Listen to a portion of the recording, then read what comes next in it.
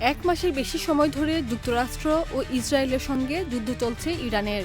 এতে দেশগুলো ক্ষয়ক্ষতির সম্মুখীন হচ্ছে প্রতিনিয়ত, আবার খরচও হচ্ছে অনেক।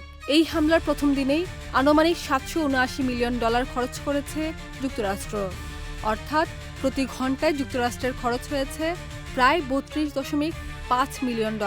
এই বিপুল পরিমাণ অর্থ 2026 সালের পুরো মার্কিন প্রতিরক্ষা বাজেটের প্রায় 0.1% সমান। ইরান যুদ্ধ যুক্তরাষ্ট্রের জন্য বড় ধরনের আর্থিক বোঝা হয়ে দাঁড়িয়েছে।